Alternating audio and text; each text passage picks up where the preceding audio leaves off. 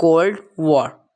دوستوں 1945 میں allied forces یعنی US، سوویت یونین، فرانس اور برٹن نے ایکسس پاورز یعنی جرمنی، اٹلی اور جاپان کو ہرا دیا تھا، اور اسی کے ساتھ سیکنڈ ورلڈ وار کا اینڈ بھی ہوا تھا۔ سیکنڈ ورلڈ وار کا اینڈ ورلڈ ہسٹری میں ایک لینڈ مارک ایونٹ کی طرح تھا، اور اس کے بعد دنیا پوری طرح بدل جاتی ہے، اور یہی اینڈ کولڈ وار کا بگننگ بھی تھا۔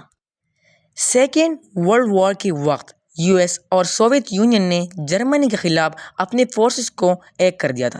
سوویت آرمی ویسٹ کی طرف مارچ کرتی ہیں اور امریکن ایسٹ کی طرف۔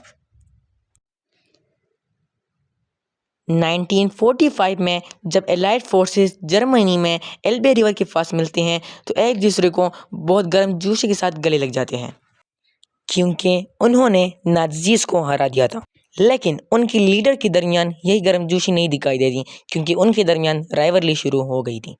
کمپیٹنگ پولیٹیکل پالیسی کی وجہ سے جرمنی یعنی ماؤ سیٹونگ لگ بھگ ہاف سینچری لمبے کانفلکٹ کی شروعات کرتی ہے، جسے کولڈ وار کہا جاتا ہے۔ What is the cold war? جیسا کہ ہم نے بتایا، ورلڈ وار II کے اینڈ کے بعد ہی کولڈ وار شروع ہو گیا تھا۔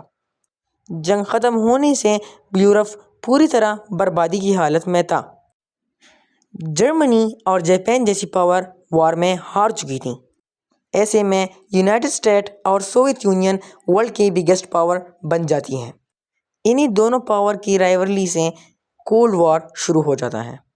یہ کنونشنل وار کی طرح نہیں تھا، کیونکہ اس میں کبھی بھی دونوں سائڈ آپس میں آ کر فائٹ نہیں کرتی تھیں، بلکہ یہ کمیونزم اور کیپٹلزم کے درمیان ایک آئیڈیالوجیکل بیٹل تھی، جس میں ایسٹ اور ویسٹ ایک دوسرے کے آمنے سامنے تھے اور ان کے بیچ آئیڈیالوجیکل انفلوئنس کے لیے لڑائی چل رہی تھی۔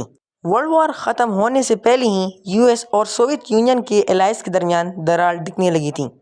US اس بات سے ناراض تھا کہ سوویت لیڈر اسٹالن نے جرمنی کے ساتھ 1939 میں ایک نان ایگریشن پیکٹ سائن کیا تھا،